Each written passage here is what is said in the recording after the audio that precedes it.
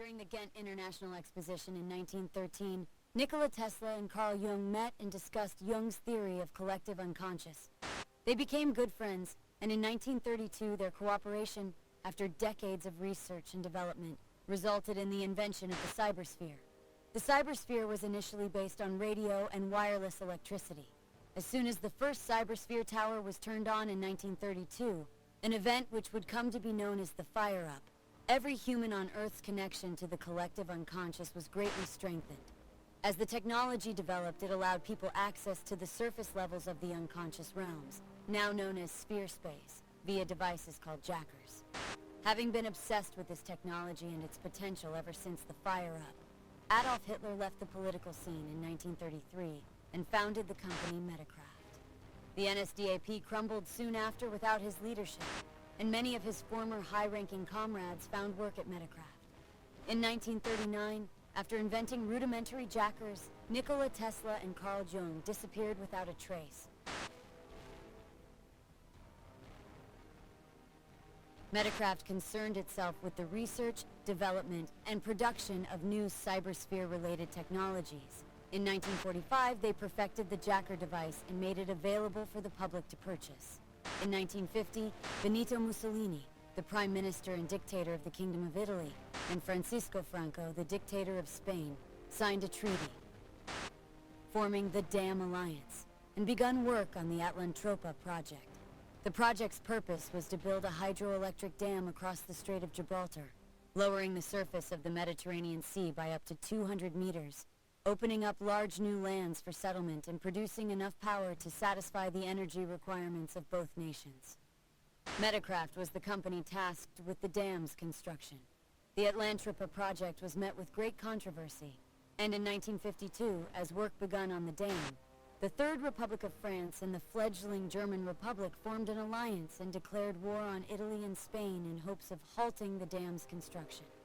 This conflict would come to be known as the Dam War.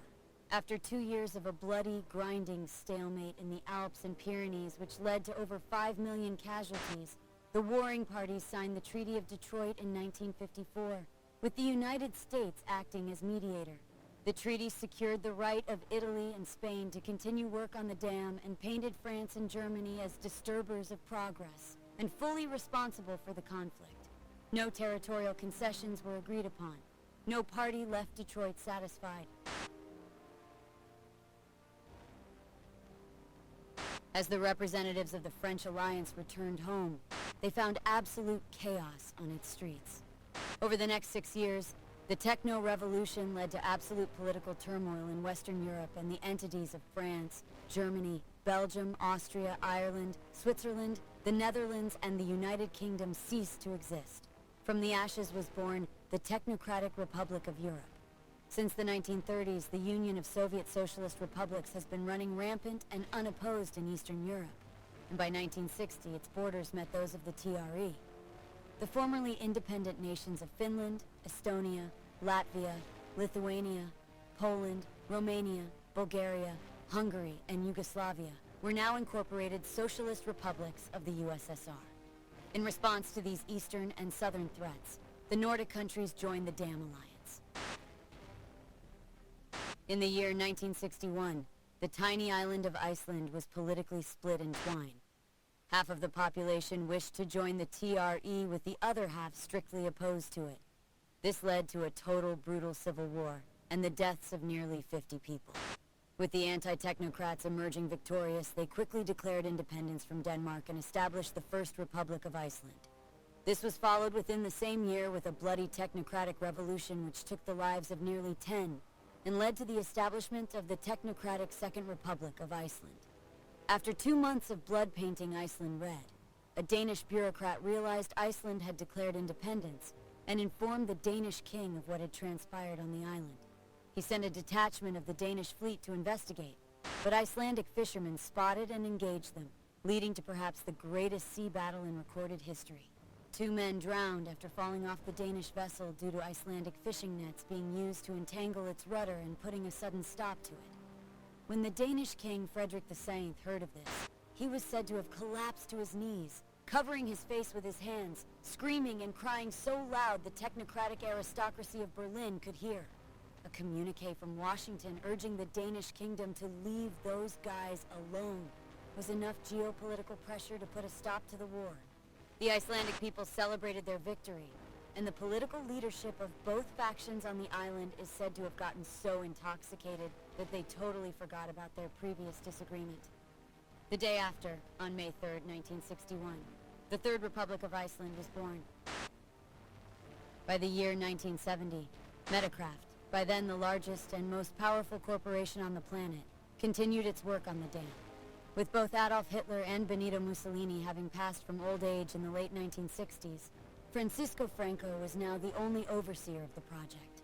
Fearing that death may soon claim him too, in 1972, Franco, alongside the board of directors of Metacraft, established an organization known as the Guild, tasked with seeing the project to its completion should he too pass before he saw it finished. By the 1970s, access to cybersphere technology and the sphere space was widespread and cheap, and it had revolutionized the world, making communication from any point on the globe to another instantaneous, and the storing of information cost-free and seemingly infinite. The entire global economy was like a tree with its roots deep in the sphere space. With this much money moving through the sphere space, an underground subculture of criminal hackers had begun to form. Known as crypto-jackers, these advanced jacker users utilized their skills to roam the sphere space for ill purposes. These included cracking sphere vaults, where corporations and the rich alike kept their assets safe in the sphere space. Many of these crypto-jackers also engaged in a strictly illegal activity they called cyber-prodding, which involves attempting to access deeper unexplored levels of the sphere space.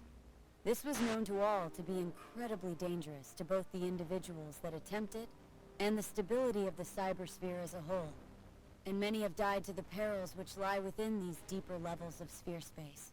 Some, however, are said to have mastered crypto-jacking to such a level that they could explore these levels safely.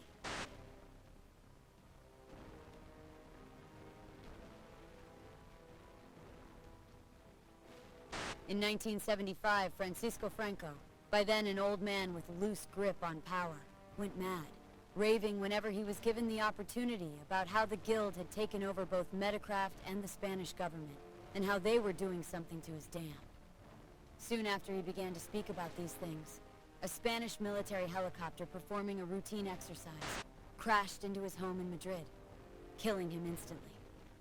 After Franco's death, the TRE assumed the Dam Alliance greatly weakened and seized the opportunity, invading Spain and Italy without warning, beginning the Second Dam War.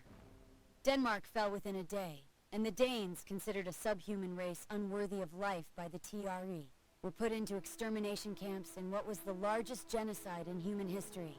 Only about 10% of the Danish population survived, and all Danish settlements were leveled completely.